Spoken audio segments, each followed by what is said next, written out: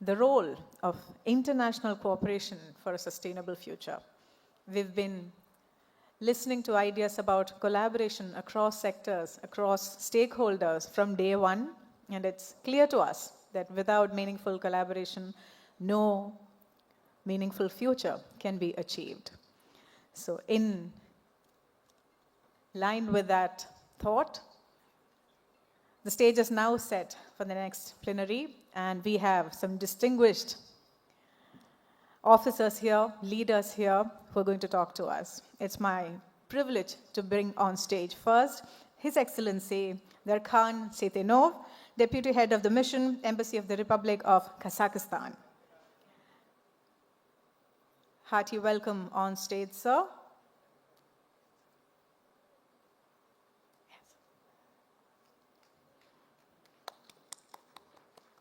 Welcome, sir.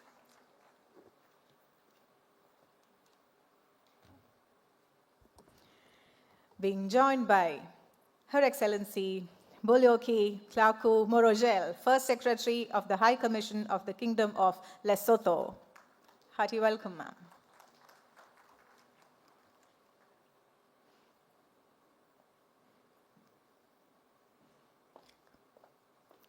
And finally on stage, His Excellency Yermek Aitmagambetov, Second Secretary, Trade Embassy of the Republic of Kazakhstan. It's my pleasure to invite to the podium our first plenary speaker, His Excellency Darkhan Seitenov. Welcome, sir.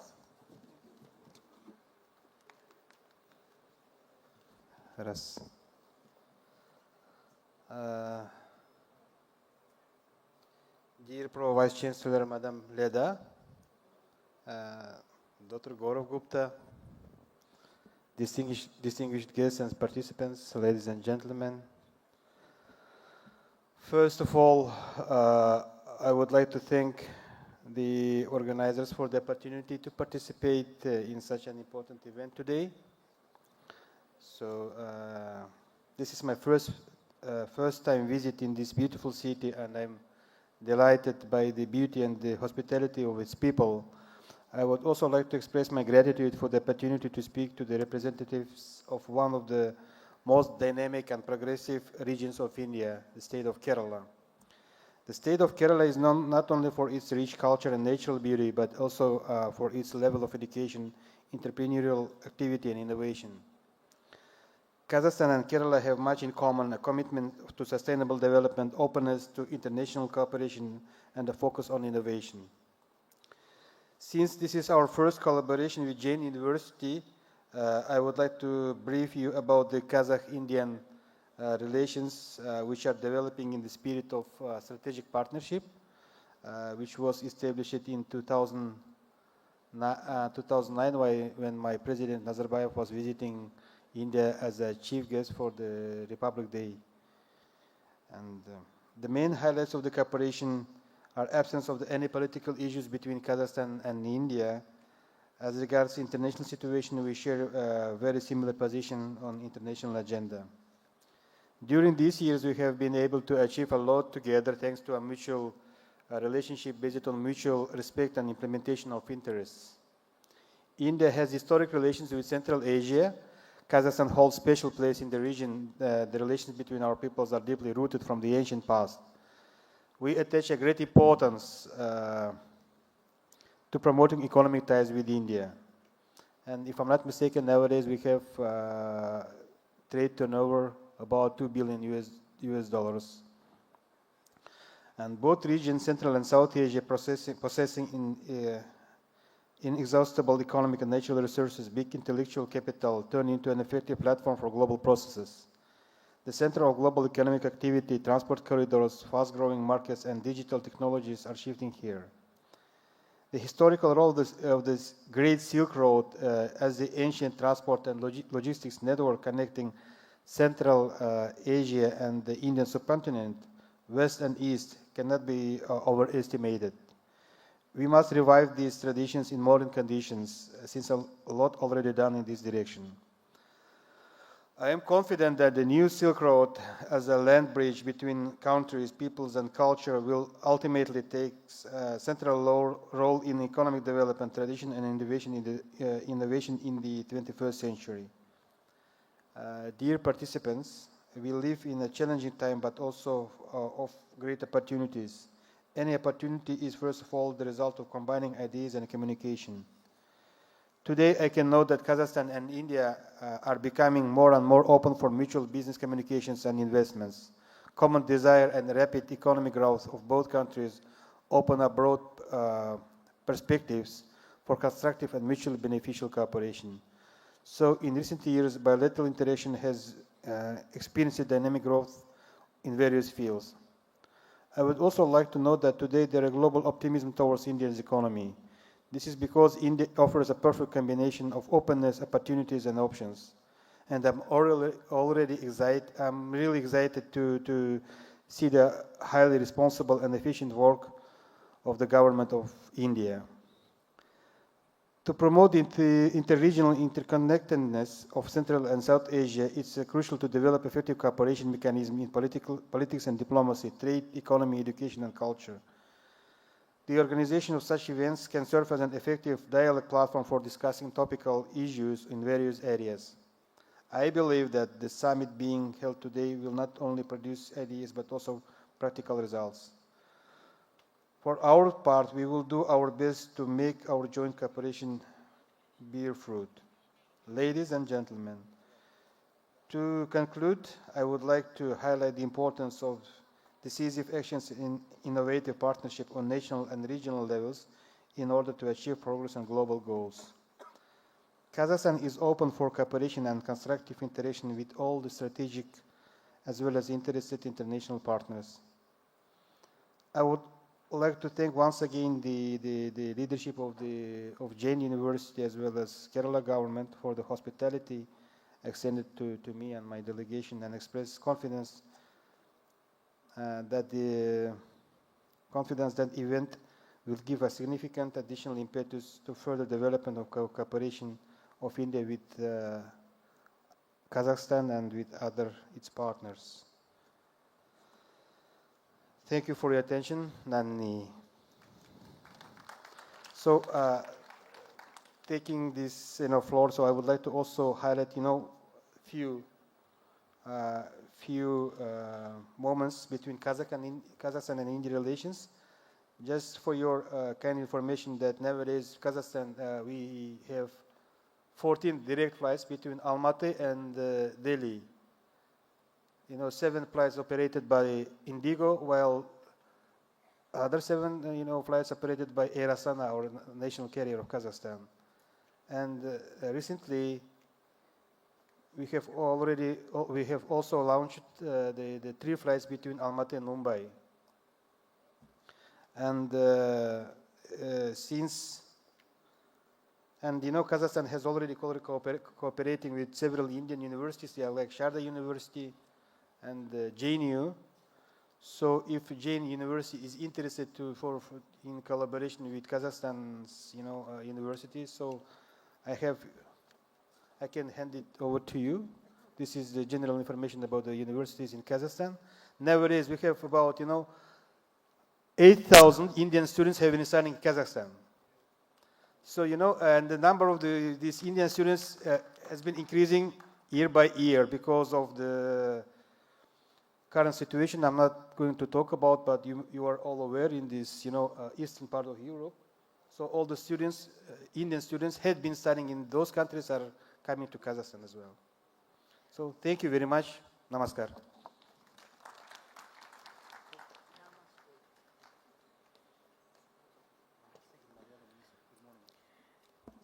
His Excellency Darkhan Seitenov would like to exchange the document, share the document with our Pro-Vice Chancellor, Professor J. Lata. Yes, it does call for a loud round of applause, because it is collaboration and cooperation like this that makes great things possible. And we hope this is only the beginning. Thank you, His Excellency, and thank you, Professor J. Lata.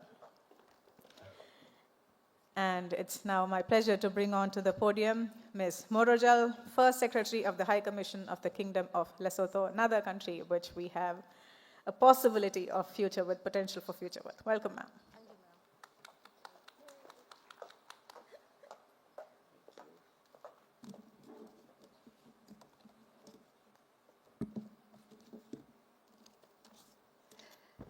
Thank you very much, Madam Program Director. Thank you very much, Jen University, for extending the invitation, which of course would never have put aside. And on this note, I would like to thank the Pro-Vice Chancellor, Madam G, and all the members of academia in order of precedence, and all the students here present, and of course, recognizing my esteemed colleagues, as well as honored guest, and exclusively Dr. Gaurav Gupta of GTCI. Thank you very much. It is indeed a great honor and privilege to stand before you and address, or rather give remarks on the role of international cooperation in climate diplomacy for a sustainable future.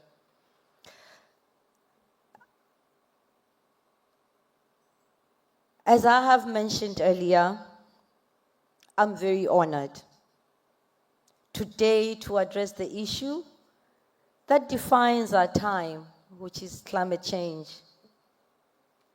This crisis, unprecedented in its scale and severity, knows no borders and respects no sovereignty.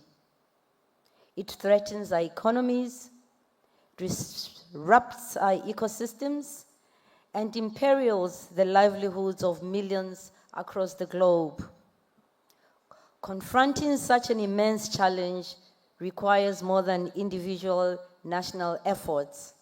It demands a united global response driven by international cooperation and reinforced through robust climate diplomacy. We are gathered here not just to discuss, but to reaffirm our shared commitment to climate action.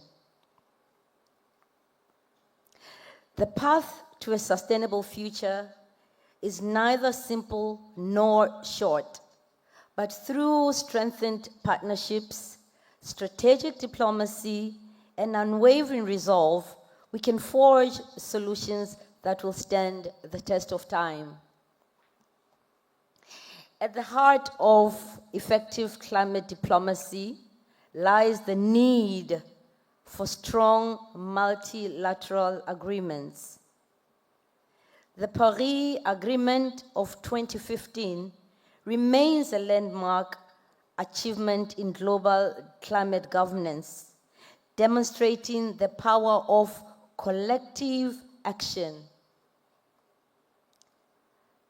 On this note, I would like to make reference to His Excellency, the Ambassador of the Republic of Trinidad, who articulated so well on this issue that was signed by more than 100 nationals in France.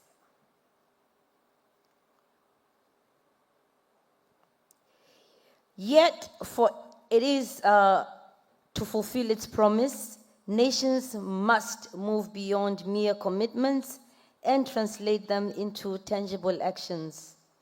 This means regularly updating nationally determined contributions, implementing ambitious carbon reduction strategies, and ensuring transparency in reporting progress. Accountability must not be optional. It must be integral to our cooperative efforts. Climate change disproportionately affects developing nations, particularly those in Africa. Lesotho, the country I call my home, is not immune to this fact.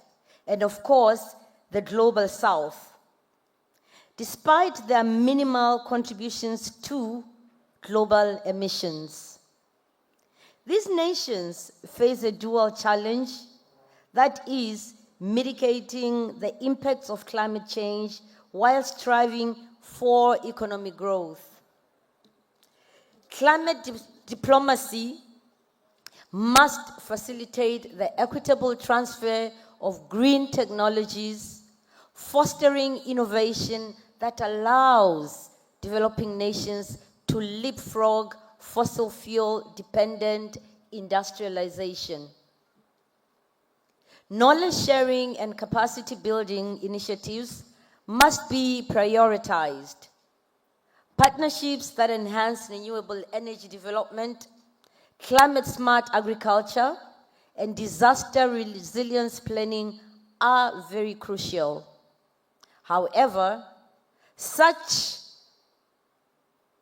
cooperation must be based on genuine collaboration rather than dependency, ensuring that nations retain autonomy over their sustainable development pathways. In addition, a sustainable future cannot be realized without adequate financial support. Developed nations pledged in dollars 100 billion annually in climate finance under the Copenhagen Accord in or of 2009, a commitment later reaffirmed in the Paris Agreement. Yet, this promise remains largely unmet,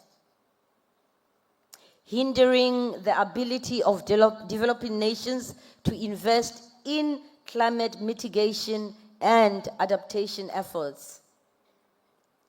To bridge this gap, we must prioritize transparent and accessible funding mechanisms that enable vulnerable nations to implement climate action effectively.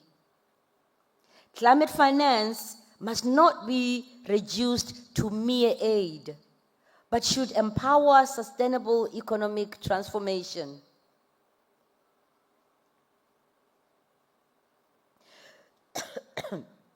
Excuse me. I will repeat that. I'm sorry. To bridge this gap, we must prioritize transparent and accessible funding effectively. Climate finance must not be reduced to mere aid, but should empower sustainable economic transformation. Debt relief for climate adaptation projects, increased public-private partnerships, and the integration of climate risks into financial planning are essential to achieving equitable climate resilience. While multicultural frameworks set the global agenda, regional and bilateral cooperation can accelerate progress through tailored solutions. Initiatives such as the Africa Climate Action Partnership, ASEAN's climate resilience strategies, and Indo-African collaborations on renewable energy illustrate how regional alliances can address specific climate challenges more effectively. Bilateral partnerships between developed and developing nations can also facilitate joint research, knowledge exchange, and investment in sustainable infrastructure. By fostering climate alliances, the multiple levels, we can ensure that solutions are not only global, but also locally relevant.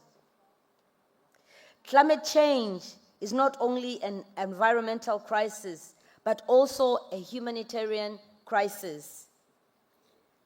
Rising sea levels, desertification, extreme weather events, and resource scarcity are forcing millions to flee their homes. Climate-induced displacement is no longer a future concern. It is a present reality. Climate diplomacy must incorporate humanitarian considerations, advocating for the recognition for climate refugees within international legal frameworks. Cross-border disaster response mechanisms, sustainable urban planning for displaced communities, and climate-resilient infrastructure investments are essential to mitigating displacement-related crises. As we pursue scientific advancement to combat climate change, we must also acknowledge the value of indigenous knowledge systems. Indigenous communities have safeguarded ecosystems for centuries, possessing deep ecological insights that can enhance modern climate solutions. Blending scientific innovation with traditional environmental stewardship can lead to more holistic and effective climate strategies. International cooperation should promote cross-border research collaborations, the conservation of biodiversity hotspots, and the integration of indigenous wisdom into climate policy. The solutions we seek may not always come from laboratories alone. They may also be found in the lived experiences of those who have coexisted with nature sustainably. In conclusion, we need a call to action. International cooperation in climate diplomacy is not merely desirable. Excuse me. Oh. The urgency of this crisis demands more than rhetoric. It demands commitment, action, and unwavering solidarity. Climate change is not a problem for future generations to solve. It is our responsibility today. The world is watching.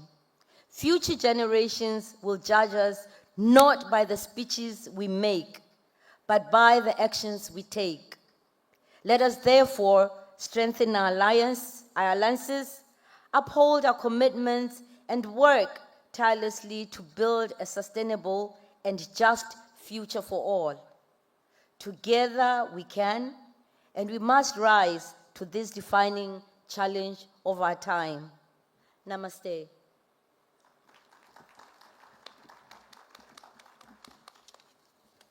Thank you, ma'am.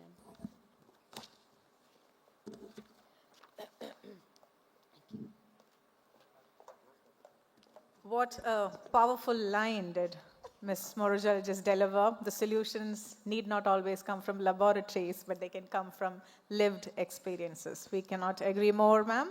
And to present a token of our appreciation to both of them, I'd like to bring on stage once again our Pro Vice Chancellor, Professor J. Lata.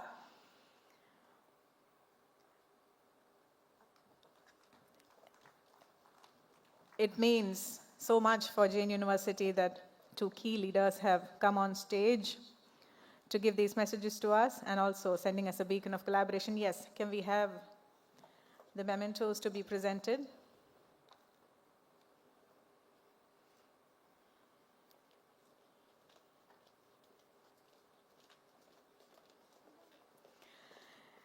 His Excellency Darkhan Seitenov, Deputy Head of the Mission, Embassy of the Republic of Kazakhstan.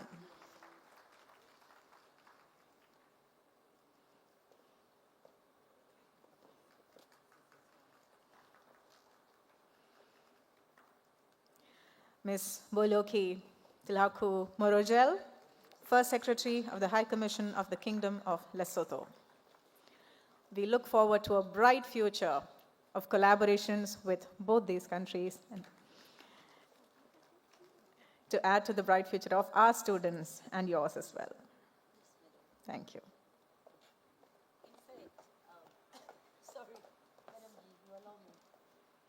In fact, this is as the Kingdom of Lesotho, this is the first time that we are invited to an event by Jan University. We have also been invited to Jan in Bengaluru? Yes, Bengaluru, whereby we met Chairman G. And of course, we are on the table discussing means and measures of how we can collaborate with the education system in the Kingdom of Lesotho. Thank you.